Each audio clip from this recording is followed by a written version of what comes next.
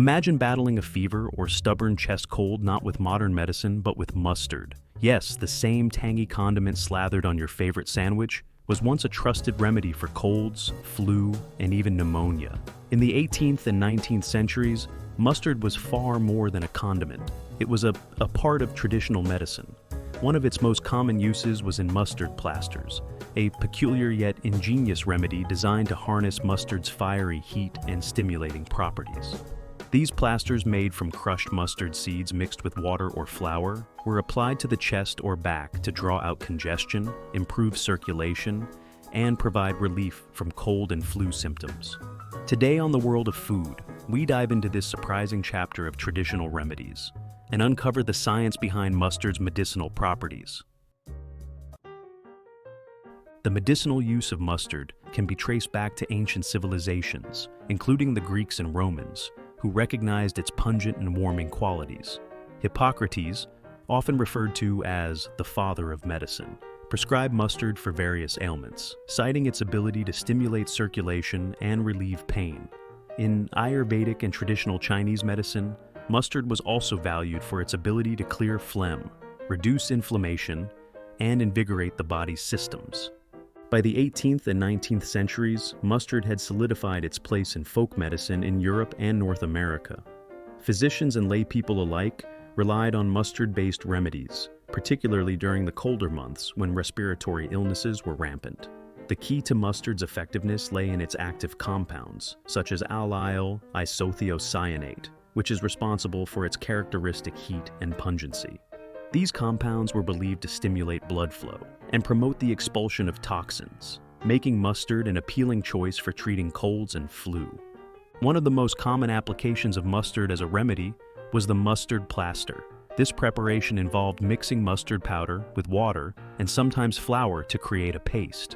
The mixture was then spread onto a cloth and applied directly to the skin, usually on the chest or back. To prevent irritation, a thin barrier, such as a piece of muslin or a layer of petroleum jelly, was often placed between the plaster and the skin. The principle behind mustard plasters was straightforward. The heat generated by the mustard paste would stimulate circulation and create a warming sensation, which was thought to draw out illness from the body. By increasing blood flow to the affected area, the plaster was believed to loosen mucus, ease breathing, and relieve chest congestion. This approach aligned with the humoral theory of medicine, which dominated medical thought for centuries, and posited that illnesses were caused by imbalances in bodily fluids. The warming effect of mustard was seen as a way to restore balance and expel harmful substances. Mustard plasters were particularly popular for treating respiratory conditions such as colds, bronchitis, and pneumonia.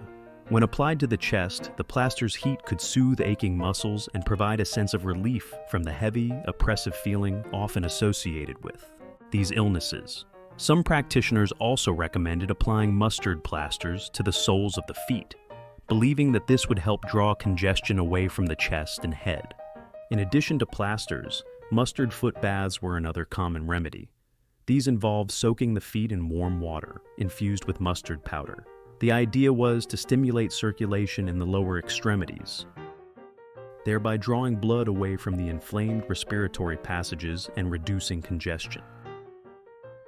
This practice also had a calming effect, which was particularly beneficial for individuals suffering from fever or restlessness due to illness. While mustard plasters were widely used, they were not without risks. The active compounds in mustard can cause skin irritation, and prolonged exposure could lead to burns or blistering. As a result, caregivers were advised to monitor the skin closely during treatment and remove the plaster at the first sign of discomfort. To mitigate these risks, some recipes for mustard plasters included flour or other mild ingredients to dilute the mustard powder and reduce its intensity.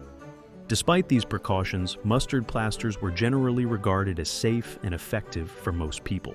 However, they were not recommended for young children or individuals with sensitive skin, as the risk of irritation was deemed too high.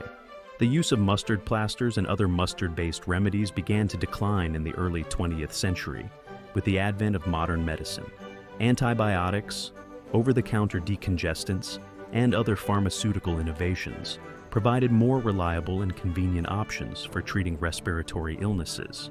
Additionally, the medical community's understanding of disease shifted away from humoral theory, diminishing the appeal of remedies rooted in this paradigm. Today, mustard plasters are rarely used, but they remain a fascinating example of traditional medicine's resourcefulness. Some individuals still swear by mustard's warming properties for minor aches and colds, incorporating mustard powder into home remedies like foot soaks or poultices. While these practices are not supported by robust scientific evidence, they reflect the enduring appeal of natural and DIY approaches to health. The science behind mustard's effects. Modern research provides some insight into why mustard may have been effective in alleviating symptoms of colds and flu. The heat generated by mustard is due to allyl isothiocyanate, a compound that activates TRPV1 receptors in the skin. These receptors are responsible for detecting heat and irritation, creating the warming sensation that many find soothing. Increased blood flow to the area can also promote healing and relaxation, albeit in a limited capacity. These compounds, such as selenium and omega-3 fatty acids, are primarily beneficial when mustard is consumed as part of a balanced diet. They contribute to overall health by neutralizing harmful free radicals and reducing inflammation in the body, potentially supporting immune function. Additionally, mustard seeds contain antioxidants and anti-inflammatory compounds, which may provide mild health benefits. The health benefits of topical mustard application are largely anecdotal. The synergy of its warming effects and potential for soothing muscle tension make it a traditional remedy worth exploring. Meanwhile, dietary consumption of mustard seeds and their derivatives, such as mustard oil or prepared mustard, may offer more scientifically supported health benefits. Together, these properties highlight mustard's versatility as a remedy that can provide comfort and mild therapeutic effects, making it a long-standing favorite in natural medicine practices for addressing the discomfort of colds and flu. While these properties are more relevant to dietary consumption than topical application, they underscore mustard's potential as a multifaceted remedy. The historical use of mustard as a remedy highlights the ingenuity of earlier generations in leveraging natural resources for health and wellness. Mustard plasters, while largely obsolete today, served as a testament to the human capacity for innovation in the face of limited medical knowledge and resources. They also underscore the importance of comfort and care in the healing process, qualities that remain essential in modern medicine. As we continue to explore the intersections of traditional and modern medicine, remedies like mustard plasters remind us of the value of understanding historical practices. While science has moved beyond many of these methods, the principles of warmth, circulation, and attentive care remain relevant in today's approaches to treating colds and flu.